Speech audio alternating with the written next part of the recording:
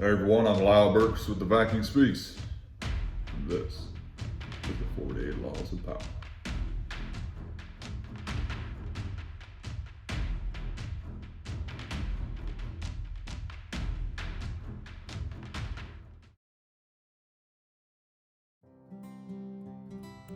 Hey everyone, it's Lyle Burks with the Viking Speaks.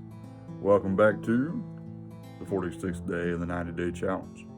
Today we have the 48 Laws of Power, Law 11. Learn to keep people dependent on you.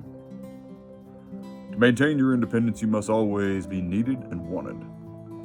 The more you are relied on, the more freedom you have. Make people dependent on you for their happiness and prosperity, and you have nothing to fear. Never teach them enough so that they can do without you.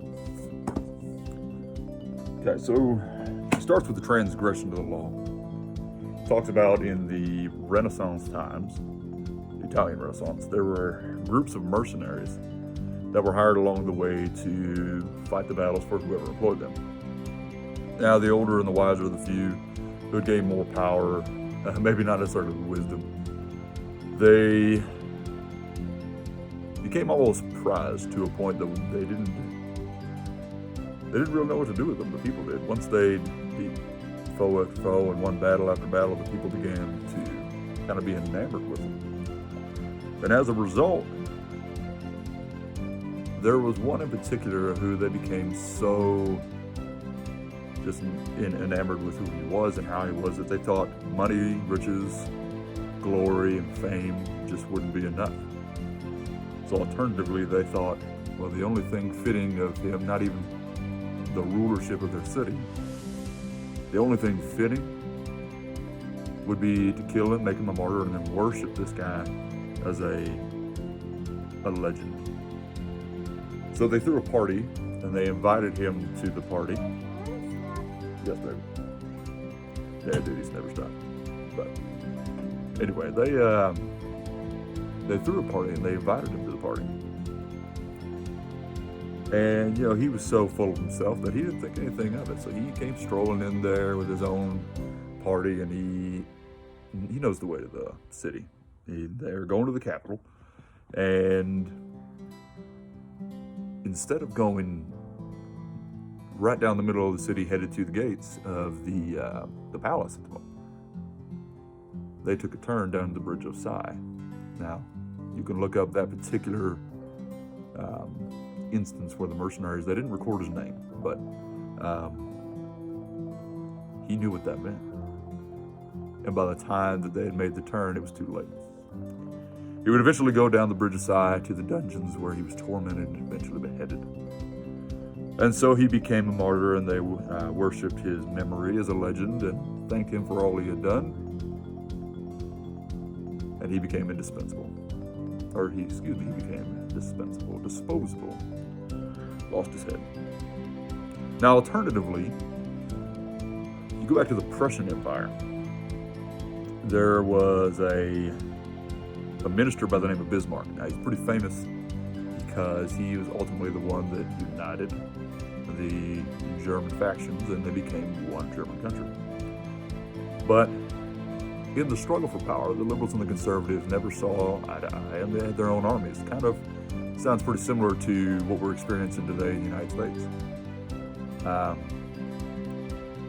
You take that however it is. It's not a jab, it's just an observation. But instead of siding with either the liberals or the conservatives, he elected to seek favor with Frederick William IV, the king. Now, at this particular point in time, Frederick William was not exactly at the height of his power. In fact, he was almost laughable. So Bismarck saw this, and he knew that if he could just gain favor with the king, he could help him build his power, regain his composure as the king, and ultimately reunite the Prussian Empire. So he eventually did. He gained favor with Frederick William and stood by his side. And over time, he eventually warred against the liberals. Now, Bismarck was a bit conservative, and he did not agree with liberal policy or what they stood for. back then, I'm not sure if liberal and conservative meant the same thing as it does today, but nonetheless, that was the words used. So ultimately, they did war against the liberals, and they won. Now, as when Frederick William passed, his brother William took the throne, and he despised Bismarck. But because, just like Frederick William had, now William had enemies at every nook and cranny, begging to get in there and just looking for any opportunity to, and the words used were, nibble away at his power. Do anything they could to just take slight portions of power away and weaken him. William even thought so much as to abdicate his power and decline the throne for fear that he was not strong enough to handle this. Well, Bismarck never wavered and knew exactly what he had to do. He got in his ear, stood by his side, and he helped him regain his composure as a king. And he rebuilt the empire again with William, and ultimately they eventually together would unite the entirety of Prussia. So when the German Empire became united again, William was then known as the Emperor. Now this was Bismarck's idea. He renamed himself the Emperor instead of the King. And as such, the once Prime Minister Bismarck now became the Supreme Chancellor, with even more power than before to wage war, pretty much do whatever he wanted. So because of his steadfast nature and willingness to do what others wouldn't, he made himself indispensable as an asset to the king, and thus the empire. And as a result, even though when power changed hands, William despised him, he knew he needed him, so he kept him around. And he kept him around, and he kept him around. At the end of the day, he ended up being at the height of power, even having more power than the emperor himself. He ended up being more than just a figurehead. So if you translate that into your life, how can you use this law to gain power in your life? Building relationship with people, especially if you're using it, let's say in work, for example. If you're using this at your job or your business, let's say you're a small business owner, you've just been through COVID and you're going through hell. The entire idea of what you used to do has completely been changed. People are working from home more, things are virtual, social distancing seems to have dug its claws in. It's not going anywhere for quite some time, if ever. So you have to figure out ways now to make yourself indispensable.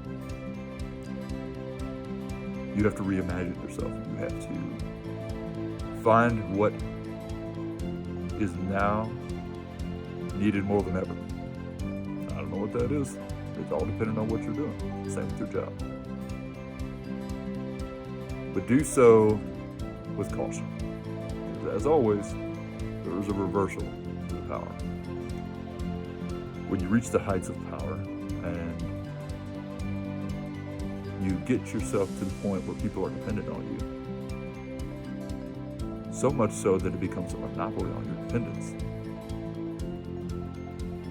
there is a side effect. You can be surrounded by people and be both utterly and completely alone. J.P. Morgan and John D. Rockefeller knew this all too well.